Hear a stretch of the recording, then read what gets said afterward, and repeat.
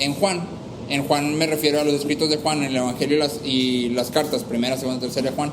Encontramos estos versículos que todos nos sabemos. El primero es, porque de tal manera amó Dios al mundo. ¿Alguien sabe la cita? Juan 3:16, ¿no? Que dio a su Hijo unigénito para que todo aquel que cree en Él no se pierda. Si de tal manera amó Dios. Y luego encontramos, en esto conocerán que todos son mis discípulos, si se tienen amor los unos a los otros. Y luego, nadie tiene un mayor amor que que uno dé su vida por sus amigos. Y luego, el que no ama no conoce a Dios, porque Dios es amor. En el amor no hay temor, sino que el perfecto amor echa fuera el temor. Y nosotros le amamos porque Él nos amó primero. Casi todos los versículos que en la iglesia utilizamos así de manera general, hablando del amor de Dios, vienen de Juan. ¿Sí? Cuando a ti te dicen un versículo del amor de Dios, lo más probable es que, aunque no sepas, vayas a pensar en uno que Juan escribió. ¿Sí? No es casualidad que a Juan se le diga el discípulo amado. ¿Sí? Entonces, yo creo que todos a lo largo de nuestro caminar como cristianos hemos escuchado enseñanzas acerca del amor. ¿Quién ha escuchado una enseñanza acerca del amor de Dios? Yo he escuchado. ¿Sí? ¿Te parece que es un tema complicado? Cuando se habla del amor de Dios, que tú digas, vamos a estudiar el amor de Dios y, es que está bien difícil ese. Amor de Dios, Trinidad, así igual se dan. No, generalmente abordamos el amor de Dios como algo sencillo, pues amor. O sea, todos sentimos amor, alguien nos ama, amamos a alguien, es algo sencillo, ¿sí? Pero en realidad hay dos factores que hacen que esta cuestión, el hablar del amor de Dios, sea complicado, ¿sí? Y el primer factor es el de la cultura. ¿Sí? Nada más de un momento, tengo sed.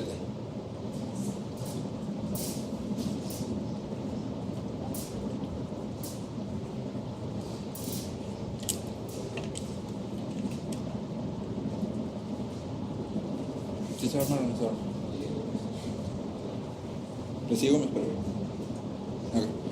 Entonces, ¿qué tiene que ver la cultura con el amor de Dios? Te pongo un ejemplo, ¿sí? Este ejemplo, por cierto, es de D.A. Carson y dice, pensemos en Carlos y Susana caminando a la orilla de la playa, imagínatelo, ¿no? Está el sol, se está poniendo, hay unas olas, la brisita, van tomados de la mano, ¿sí? Recién casados, ¿sí? Haz de cuenta, Liz y Zavala en su luna de miel, haz de cuenta, sí, están ahí, ¿no? Y de repente Zavala gira hacia Liz y le dice, Liz, te amo. ¿Qué significa? O sea, ¿qué está queriendo decir Carlos cuando dice te amo? Tú y yo entenderemos ahora así como que, Liz, tienes un aliento apestoso. Tu nariz es tan grande que parece de caricatura. Tu cabello es tan grasoso que pudiera usarlo para lubricar mis balatas del coche. Tus rodillas están todas chuecas. Pero aún así, tienes mi corazón. ¿Entendemos eso? No, ¿verdad? Cuando alguien dice te amo, nadie va a entender que le está diciendo todo eso, porque todo eso lo consideramos ofensivo, ¿sí? Más bien, cuando alguien dice te amo, cuando en este caso Carlos le dice a Susana te amo, entenderíamos algo como, Susana, lo eres todo para mí, ¿sí? No puedo vivir sin ti. Tu sonrisa me deja sin aliento, tu maravilloso buen humor, tus preciosos ojos, el aroma de tu cabello, todo me deja paralizado. Te amo, ¿cierto? Todos vamos como por esa idea cuando escuchamos un te amo genuino, así de corazón. La idea que tenemos es esta, hay un afecto tal que es, no puedo estar sin ti, te necesito, o sea, eres lo máximo para mí, eso es lo que entendemos, ¿sí? Pero cuando hablamos de que Dios nos ama, ¿significará esto mismo? ¿Significará que Dios nos está diciendo algo como, es que lo eres todo para mí, no puedo vivir sin ti? O sea, tu personalidad, tu conversación ingeniosa, tu belleza, tu sonrisa, o sea, estoy abrumado por ti, ¿sí? El cielo sería aburrido si tú no estás. ¿Entendemos algo que así cuando Dios nos dice te amo? ¿No? No deberíamos, pero generalmente lo conectamos porque esa es la forma en que pensamos del amor, ¿sí? O sea, cuando alguien me dice que me ama es porque de cierta forma me necesita, me estima de tal modo que no puede estar sin mí. Entonces, si Dios me dice que me ama, pues seguramente significa más o menos lo mismo, ¿no? Sí, pero ese es el punto. La cultura y la Biblia no concuerdan en lo que significa amar, ¿sí? Menos cuando hablamos de Dios. Y lo más preocupante es que muchas veces dentro de la iglesia no hemos considerado todo lo que la Biblia tiene para decir acerca del amor de Dios. Sí, lo que nos lleva al segundo factor. ¿Te acuerdas que dijimos hay dos factores que hacen complicado hablar del amor de Dios? El primero es la cultura. La cultura entiende por amor una cosa que la Biblia no entiende. ¿Sí? Y lo segundo es que lo que la Biblia entiende, tú y yo muchas veces ni siquiera lo hemos tomado en cuenta. Lo ignoramos totalmente. ¿Sí? Entonces, ¿qué debe de formar nuestro entendimiento del amor? El testimonio completo de la Biblia. ¿Sí? Todo lo que la Biblia dice debe de formar mi idea de lo que significa que Dios me ame y que yo ame a los demás en respuesta. ¿Sí?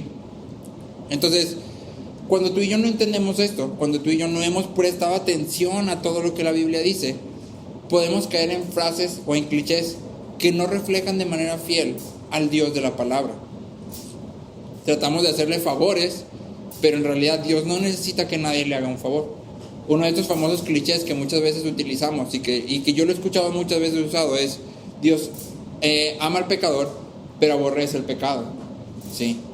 Esta es una frase cliché que lo que tiene como finalidad es decir, no, es que Dios te ama, pero tu pecado no. ¿Sí? Es como que le estoy ayudando a Dios, y le estoy ayudando porque esta frase no es bíblica, no es una idea que aparezca en la Biblia. ¿Sí? Entonces te voy a pedir que me ayudes a buscar varias citas, ¿sí? Y te voy a pedir que mientras las vamos leyendo, trates de ir formando una idea de qué significa que Dios nos ame, qué significa para Dios amar. ¿Sí? Primero, Salmos 5:5. Si me las van leyendo, por favor. Salmos 5:5.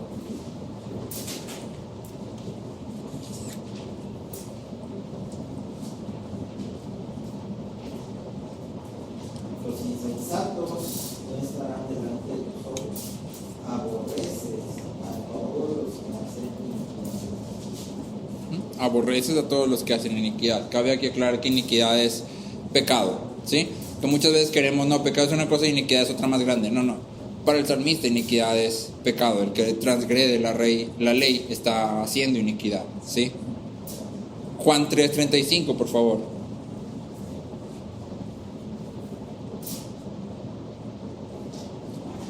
Juan 3:35.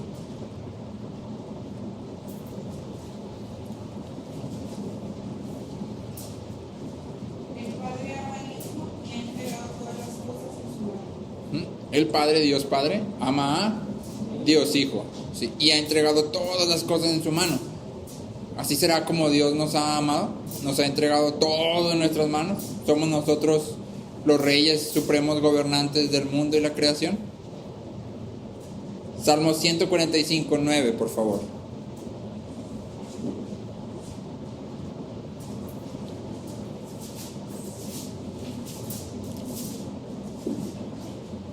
Dice: bueno es Jehová para con todos, y sus misericordias sobre todas sus obras.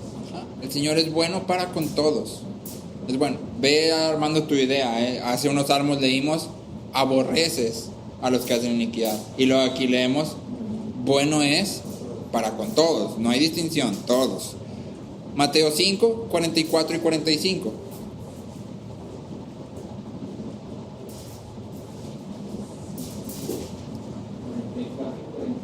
Por favor.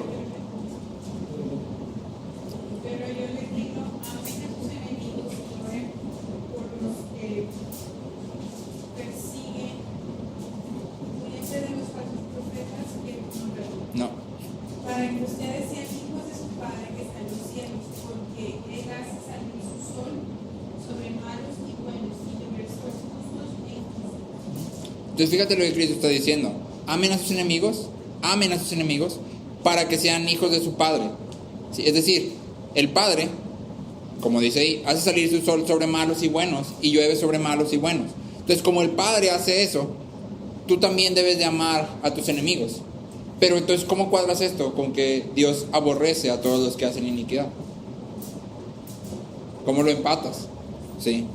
Juan 3:16, todos no lo sabemos, no hay que buscarlo, porque de tal manera amó Dios al mundo que dio a su Hijo unigénito, para que todo aquel que cree en Él no se pierda, sino que tenga vida eterna. ¿Sí? De tal manera amó Dios al mundo. El mundo es todo. Para Juan, de hecho, mundo, más que significar todo, significa lo más malo. ¿Sí? Cuando Juan usa la palabra mundo, más que referirse a todo, que si se refiere a todo, se refiere a lo más malo. Para Juan el mundo es lo malo, lo abominable, ¿sí? En la carta de primera de Juan dice éramos del mundo, pero Dios nos sacó del mundo, ¿sí? No somos de Él, estábamos ahí, pero no somos del mundo, ¿sí? Somos santificados en Cristo. Malaquías 1, 2 y 3, por favor. Malaquías 1, 2 y 3. Yo os he amado, dice Jehová, y dijisteis, ¿a quién amaste? ¿No era esa buena mano de Jacob? De Jehová, me a Jacob.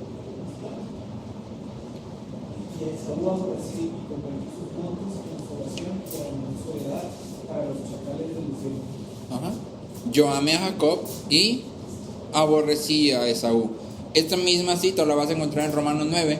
Y Pablo es tajante en decir que antes de que nacieran, sin que hubieran hecho nada bueno o malo, Dios amó a uno y aborreció al otro. ¿Sí? Esto es Malaquías 1, versículos 2 y 3, y lo encuentras repetido en Romanos 9. Pablo está citando esta misma escritura. ¿Sí? Y dice, antes de que nacieran, antes de que hubieran hecho algo bueno o malo, Dios ya había elegido a uno y a otro no. ¿Sí? Salmos 11.5, por favor.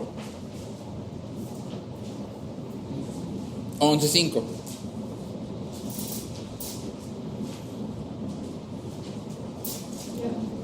El Señor traba al justo y al impío, y su alma aborrece al que ama la violencia. Su alma aborrece al que ama la violencia. Salmos 7:11.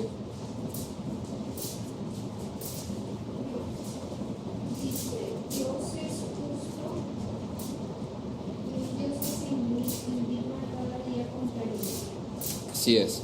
En la Reina Valera dice, Dios está airado contra el impío todos los días. ¿Sí? Un Dios que se indigna, se enoja. ¿Sí? Entonces, te hago la pregunta ahora, después de haber leído, digo, no son todos, hay muchos más versículos, pero estos son algunos. ¿Está difícil o está fácil hablar del amor de Dios? Está difícil porque tenemos una tarea complicada y es, ¿cómo voy a hacer cuadrar todo esto? ¿No? O sea, si está en la palabra es porque cuadra, la palabra no se contradice. ¿Sí? El problema es que yo, ¿cómo le voy a hacer para explicarle a alguien todos estos pasajes y decirle que Dios es amor, pero al mismo tiempo Dios aborrece a los que hacen iniquidad? Si Dios ama al mundo, pero al mismo tiempo está airado todos los días con el pecador. ¿Sí? ¿Cómo lo hago? ¿Sí? ¿Qué me dice la palabra respecto a esto? ¿Sí? Entonces, primero, antes de pasar a cómo podemos explicar esto, hay dos malos entendidos que me gustaría abordar, porque se usan muchas veces dentro de la iglesia para explicar el amor de Dios, pero no son bíblicamente sustentables. ¿Sí? Tienen algo de verdad, algunas, pero no son la base por la cual podemos explicar esto. Y el primero de estos dos malos entendidos es el mal entendido entre ágape y fileo. Y el tercero, que es eros. ¿Has escuchado acerca de estos amores? ¿Sí? Amor ágape, amor filos y amor eros. ¿Alguien me puede decir más o menos qué es el amor eros? Sensualidad. Ajá, el amor sensual. ¿Sí? ¿Qué es el amor filo o fileo? Filial. Sí, filial, de amistad, de familia, de una comunión entre personas, de compañerismo. Ajá. ¿Qué es el amor ágape? Amor sacrificial. Ajá. Amor sacrificial.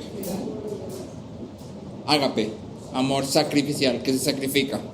Ajá.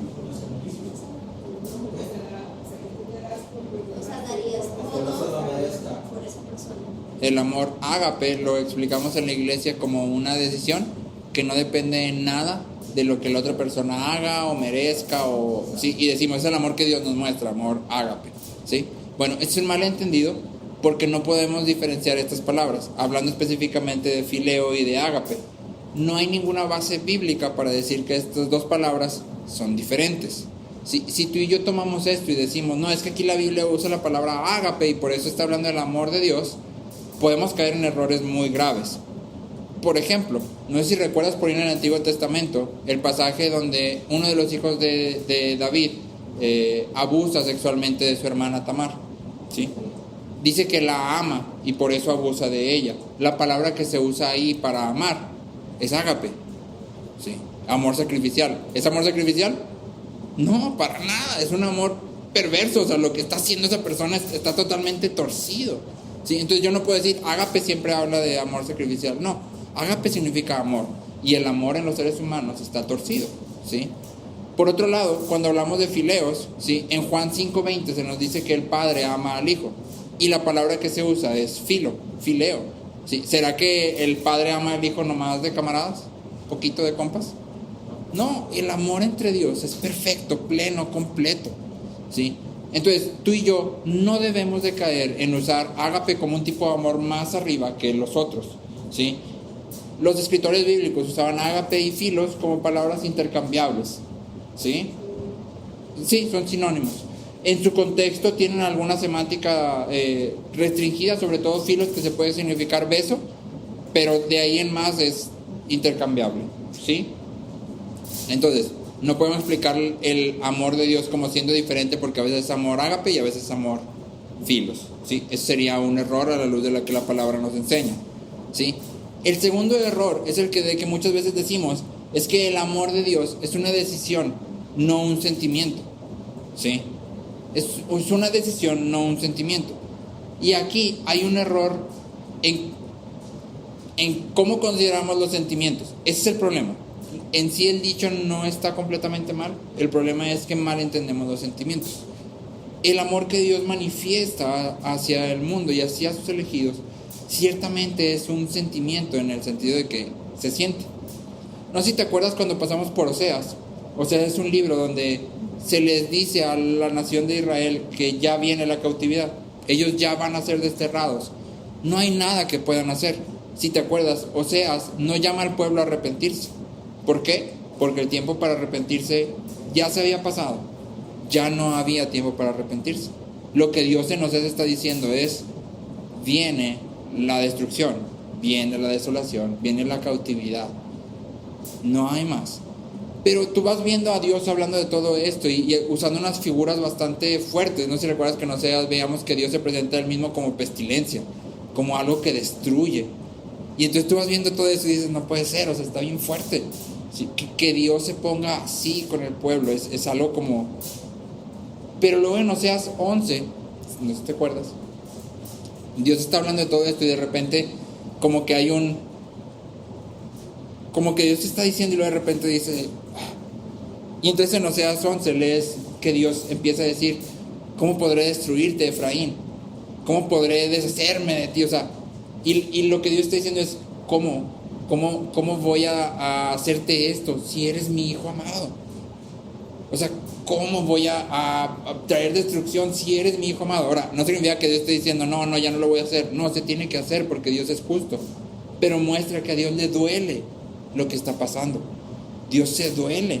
Quiere decir que el amor en Dios también es un afecto, es un sentimiento, ¿sí? Aunque su justicia demanda una acción, Él no dice, pecaste, ni modo, te toca. No, o sea, pecaste, y como pecaste, tengo que hacer lo que dije que iba a hacer, pero me duele en lo más profundo hacerlo. ¿Por qué? Porque eres mi hijo amado, ¿sí? Yo te elegí, yo te saqué. Ahí mismo en Oseas 11 es donde vemos que Dios se describe al mismo como una mujer que se inclina para darle de comer a sus hijos. Entonces cuando leíamos esto y lo estudiamos decía, qué increíble pensar que Dios, el creador de todo el universo, se describe a Él mismo como inclinándose, ¿sí? Entonces cuando decimos el amor de Dios es una decisión, no un sentimiento, pierde un factor importante, el de que Dios sí siente y Dios sí se duele, ¿sí? Su amor también es afectivo. La parte de es una decisión hace referencia a que el amor de Dios no responde a nuestras acciones. Por eso decimos que es una decisión. Sí, tú y yo, en nuestra naturaleza caída y en nuestro amor torcido, cuando alguien nos ofende o nos hace algo malo, ¿sí? ¿Qué pasa? Respondemos de la misma forma, ¿sí? Nos indignamos, lo tratamos con el guante de nuestro desprecio, no le hablamos. Y entonces el amor parece que es cortado, ¿sí? Nuestro amor fluctúa, ¿sí? Nuestro amor puede cambiar. Un día te puedo amar y tal vez nos peleamos garrafalmente y ya nunca jamás nos volvimos a hablar, ¿sí? Mi amor fue cortado. ¿Por qué?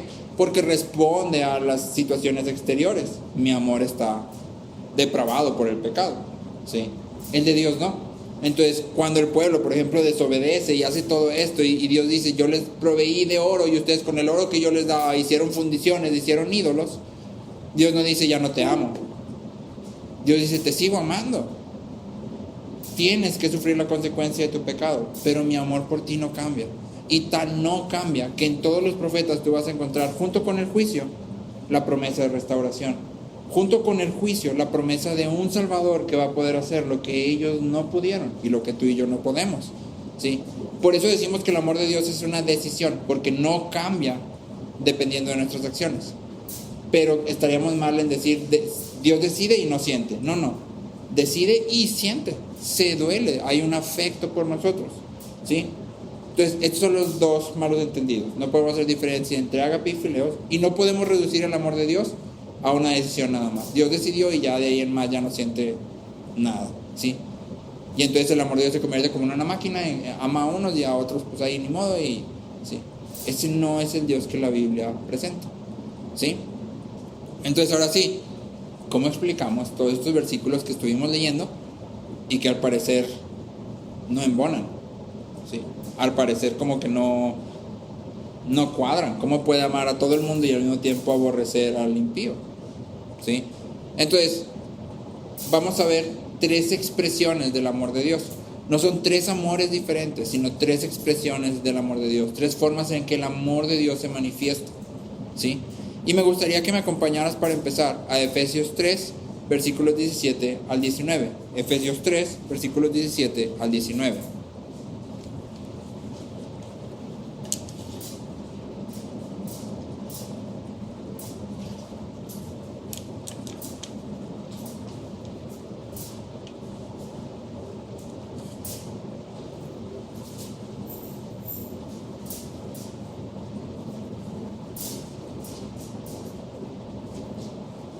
Te leo, dice: también ruego que arraigados y cimentados en amor, ustedes sean capaces de comprender con todos los santos cuál es la anchura, la longitud, la altura y la profundidad, y de conocer el amor de Cristo que sobrepasa el conocimiento, para que sean llenos hasta la medida de toda la plenitud de Dios.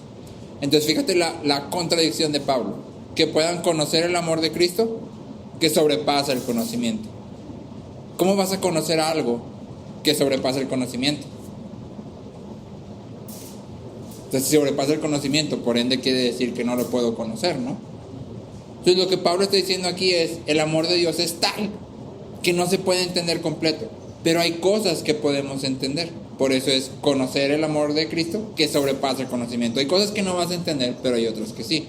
Entonces, empezamos nuestro estudio, nuestra enseñanza ya al centro, estableciendo esto: el amor de Dios sobrepasa el conocimiento. Hay cosas que no vamos a poder explicar, hay cosas que no vamos a entender, ¿sí? Hay otras que Dios en su palabra ha mostrado, ¿sí? Y entonces vamos a hablar, como te dije, de 3 formas en que el amor de Dios es expresado en la palabra, ¿sí? La primera de estas formas es la de el amor perfecto, recíproco y eterno que existe en la Trinidad, ¿sí? Por medio de este amor que se expresa dentro de la Trinidad y hacia la Trinidad, es decir, Dios Padre ama a Dios Hijo y a Dios Espíritu, Dios Hijo ama a Dios Padre y a Dios Espíritu, y Dios Espíritu ama a Dios Padre y Dios Hijo, ¿sí? Este amor perfecto y pleno en el que no hay nada de pecado, nada de mancha, nada de... Ese amor es el que da o trae a luz o a vida el universo, el plan de redención, nuestra salvación, ¿sí? Y efectivamente nos glorificará, ¿sí? Como leíamos ahorita en el Salmo: por amor de tu nombre, ¿sí? Es este amor el que garantiza nuestra salvación. Y aquí entrarían los versículos como el de Juan 5:35, ¿sí? Donde leemos que el Padre ama al Hijo y ha entregado todas las cosas en sus manos, ¿sí? Cristo es el Rey Supremo de todo, ¿sí? Él gobierna sobre todo. Es un amor que está reservado para el Hijo, ¿sí? Y el Espíritu Santo, y de regreso, es recíproco, ¿sí? Esa sería la primera forma en que vamos a encontrar, y lo vamos a ver en Juan varias veces, que se habla del amor de Dios. No es este mismo amor el que se habla dirigido hacia nosotros o hacia el mundo en general, ¿sí? No es esta misma expresión de amor. Mismo amor, diferente expresión, ¿sí? Segundo, tenemos el amor providencial, ¿sí? ¿Qué decimos por amor providencial? Lo que queremos decir es el amor hacia toda la creación, simplemente por ser creación de Dios, ¿sí? Hombres, animales, plantas, todo, ¿sí? Este amor sustenta, ¿sí?, a toda la creación, sustenta a los hombres y se abstiene de destruir a la humanidad, ¿sí?, dando espacio a que vengan más a Cristo, ¿sí? Este es el amor providencial de Dios, ¿sí? Aquí incluiría los versículos como Salmo 145:9, Mateo 5:44 y 45 y Juan 3:16, ¿sí? Dios ama a todo el mundo, de manera que a todo el mundo lo sustenta, ¿sí? Decimos que, y en Juan lo vas a ver, el único que tiene vida en sí mismo, es decir, el único ser que por sí mismo vive, que no obtiene su vida de nadie más, es Dios. Lo que implica que todos los seres humanos sobre la faz de la tierra necesitan a alguien que les dé vida. ¿Quién? Dios, ¿sí? Uno de los autores que estaba leyendo decía, aún el rebelde depende de Dios para rebelarse, ¿sí? ¿Por qué? Porque si Dios no le diera vida, estaría muerto. Si Dios no le permitiera respirar, estaría muerto, ¿sí? Sin embargo, Dios provee para todos. Si cuando tú y yo salimos y hay gente que está allá afuera trabajando y tiene para comprar comida y despensa, no es porque sean muy buenos trabajadores, no es primeramente por eso, es primeramente porque Dios provee, Dios sustenta a su creación, ¿sí? Esto es lo que llamamos el amor providencial. Y por último, la tercera expresión del amor de Dios es el amor especial de Dios por los elegidos, ¿sí?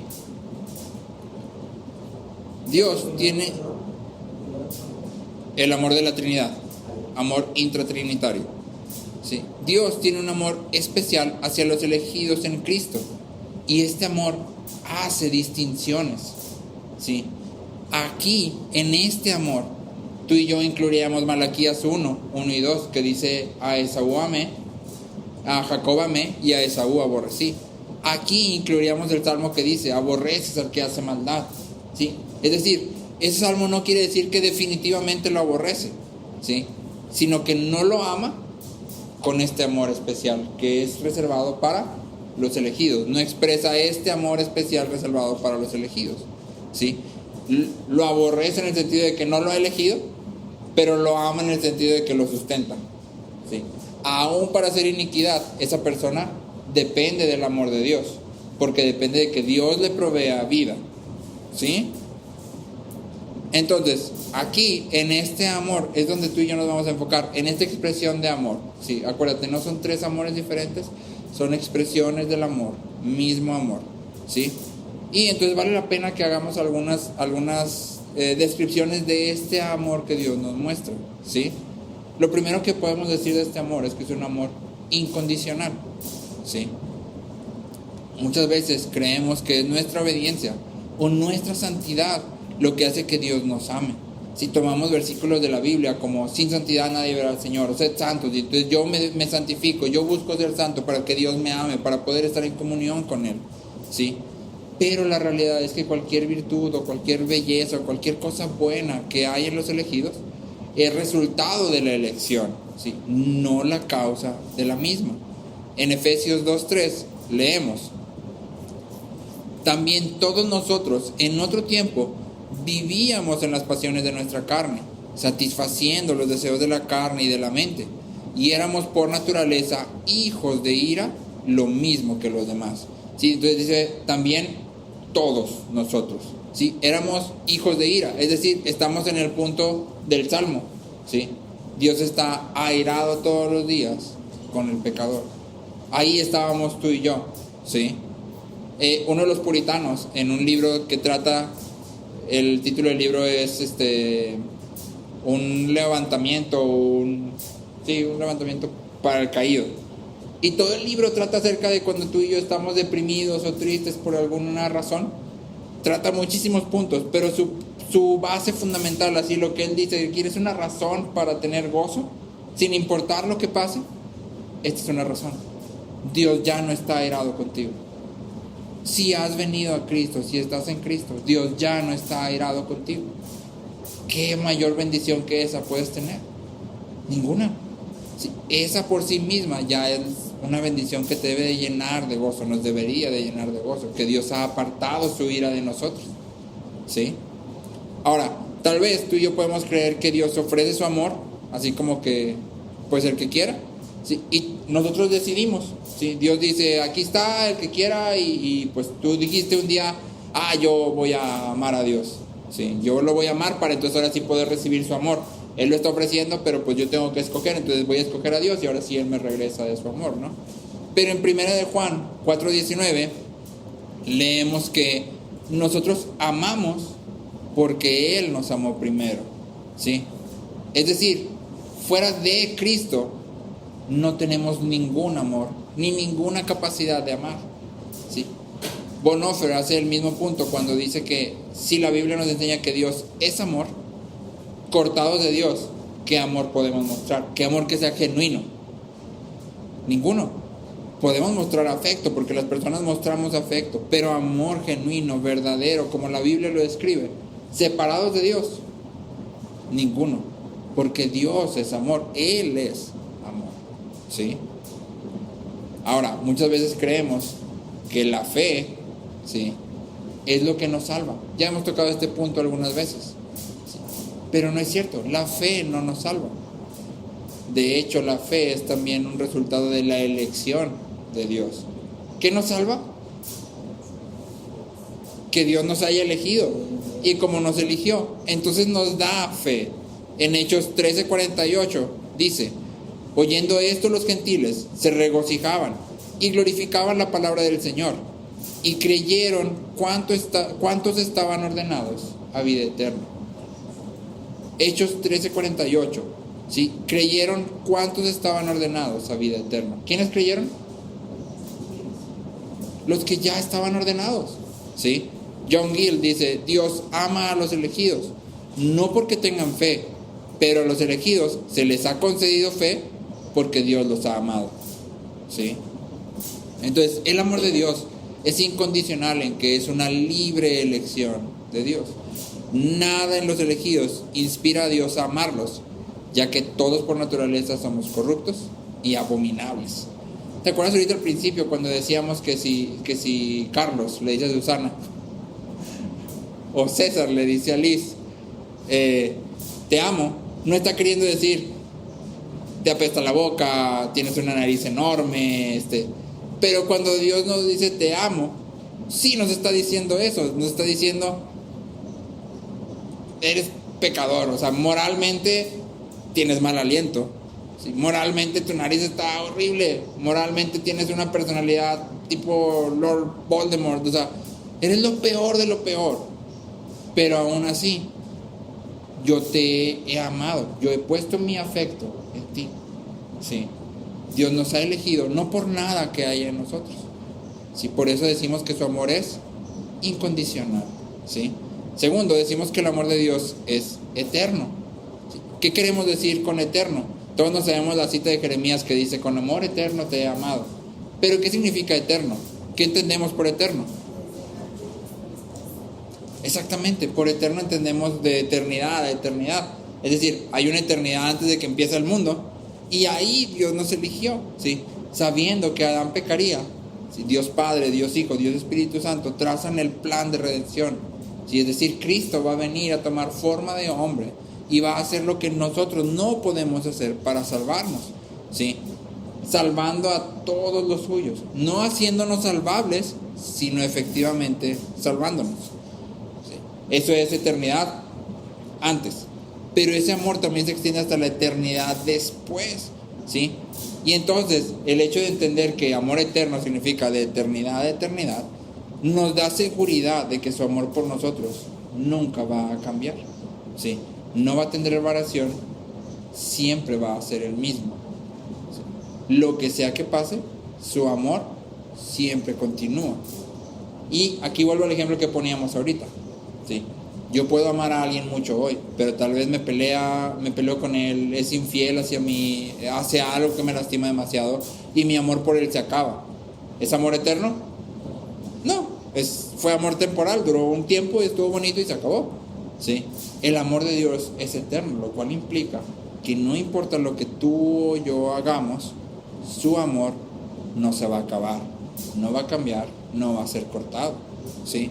Hebreos 7:25 dice: Cristo también es poderoso para salvar para siempre a los que por medio de Él se acercan a Dios.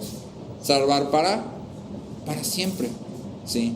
No por un ratito y luego se van, no, salvar para siempre, ¿sí? Entonces el amor de Dios es eterno, se extiende de eternidad a eternidad, ¿sí? Tercero, el amor de Dios por los elegidos es profundo. Y esto lo puedes ver en dos eventos principales: en la obra de Cristo y en el sufrimiento que esta obra conlleva. En Filipenses 2:6-8 dice, hablando de Cristo: aunque existía en forma de Dios, no consideró el ser igual a Dios como algo a que aferrarse, sino que se despojó a sí mismo, tomando forma de siervo, haciéndose semejante a los hombres, y hallándose en forma de hombre, se humilló él mismo, haciéndose obediente hasta la muerte y muerte de cruz, ¿sí? Entonces, la obra, específicamente hablando de que Cristo se despojó a sí mismo, siendo igual a Dios, no estimó eso como algo a que aferrarse, sino que dice Filipenses 2, se despojó a sí mismo y tomó forma de siervo, se hizo como tú y yo, se hizo como uno de su creación, ¿sí? Y no nada más eso, sino que sufrió hasta la muerte de cruz. Y en ese sentido podemos ver que su amor es profundo, todavía más si lo vemos a la luz de que todo esto fue mientras tú y yo éramos todavía pecadores, ¿sí? Es fácil muchas veces sacrificarse por aquella persona que te ama y te ha expresado su amor, ¿sí?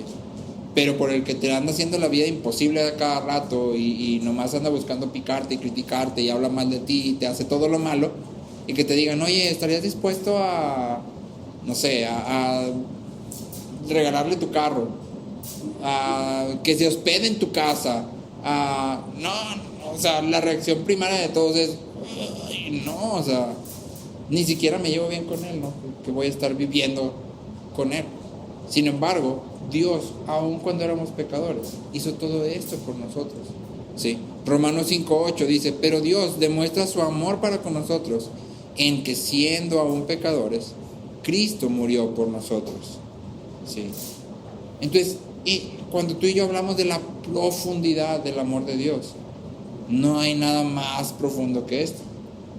No sé si recuerdas en Juan, donde dice: no hay mayor amor que este, que uno dé su vida por sus amigos, ¿sí? Y no está poniendo el ejemplo de aquí tú y yo, no, es que dar mi vida por mis amigos es la mayor expresión de amor. No está hablando de eso, porque de hecho, si te vas más para adelante, en Corintios dice que puedes dar tu vida por las personas sin amor, ¿sí? O sea, lo puedes hacer sin amor. Cristo está hablando específicamente ahí de que unos versículos antes les acaba de decir: ya no los llamaré siervos, sino los llamaré amigos. Y luego adelantito dice: no hay mayor amor que este, que uno dé su vida por sus amigos. O sea, les está apuntando: yo voy a dar mi vida por ustedes.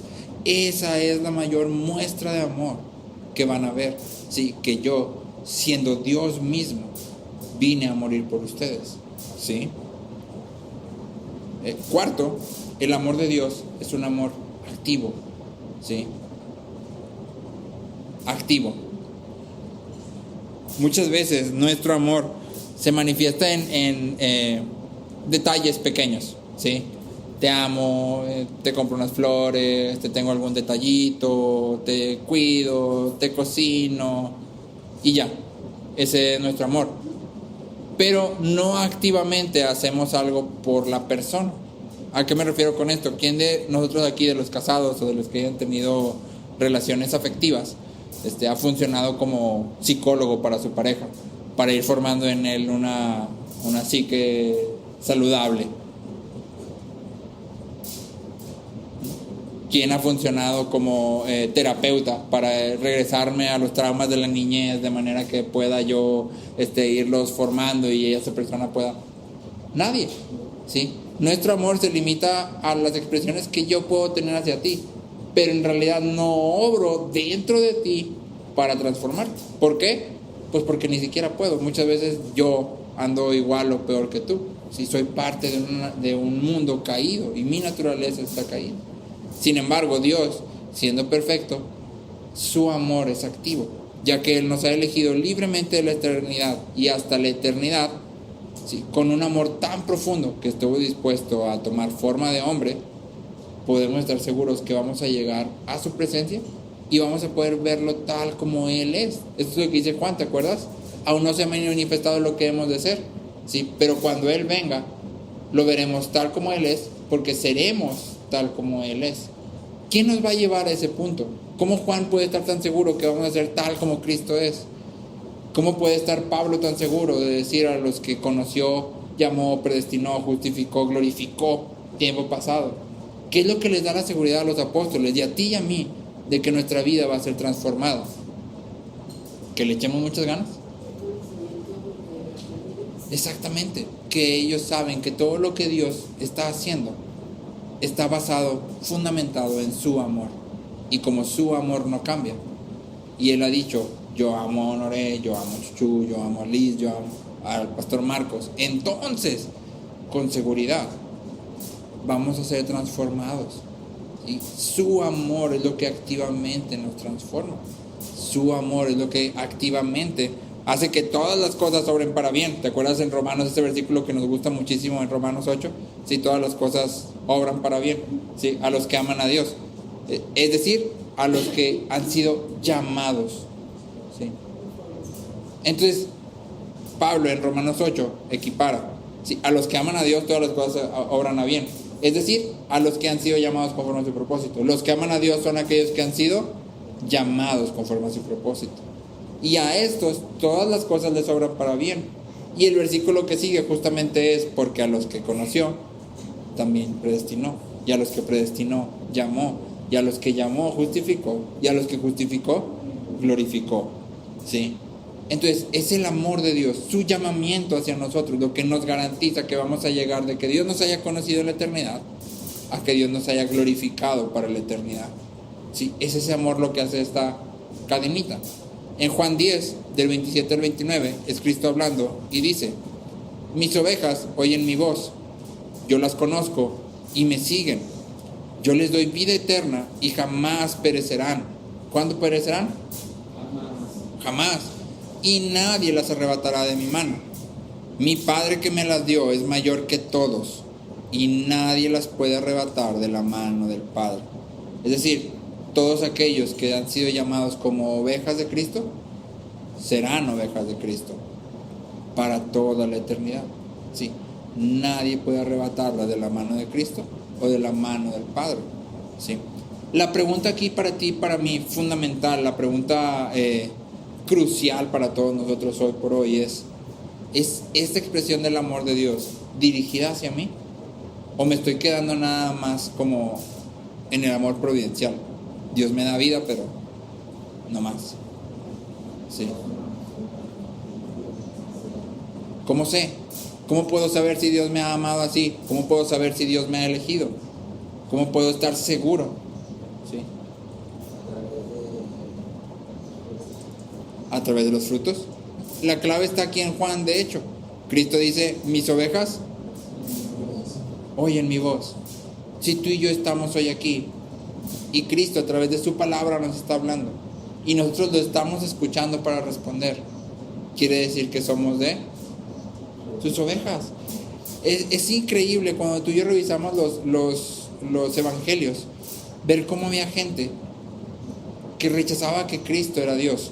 Pasamos muchas de estas cosas por alto porque nos falta como conectar. Pero por ejemplo, ¿te acuerdas del milagro donde Cristo camina sobre el agua? ¿Sí? Era algo que en el Antiguo Testamento estaba reservado para Dios, ¿sí? Se dice que solo Dios puede caminar sobre la faz de las aguas, ¿sí? Entonces cuando Cristo camina sobre la faz de las aguas, ¿qué está diciendo? Yo soy Dios. Esto solo lo puede hacer Dios. Y luego vemos que Cristo calma la tormenta. Es algo que en el Antiguo Testamento estaba reservado solo para Dios. Solo la voz de Dios podía calmar las tormentas. Y Cristo lo hace. ¿Qué está diciendo? Yo soy Dios. Entonces imagínate haber visto todo esto. La Biblia decía solo Dios puede hacer esto. La palabra que los judíos tomaban como palabra de Dios. Y Cristo lo hace y lo decir, no, se me hace que no eres Dios. No es, sí, se me hace que no. A estar loco. O sea, igual eso nomás lo puede hacer Dios, pero a lo mejor fingió y la tormenta no era de verdad, ¿no? Entonces, ¿qué está diciendo? ¿Sí? ¿Por qué no podían escuchar lo que Cristo estaba diciendo? ¿Por qué no podían reaccionar a lo que Cristo estaba haciendo? Y la respuesta está aquí. No eran de sus ovejas. Entonces, si hoy tú y yo estamos aquí y estamos escuchando la voz de Cristo a través de su palabra y estamos respondiendo a ella, dando fruto, eso nos da seguridad de que somos hijos de Dios, ¿sí? Y de que su amor, este amor que estamos hablando, que es especial para los elegidos, está siendo manifestado hacia nosotros y que entonces podemos totalmente descansar en Él.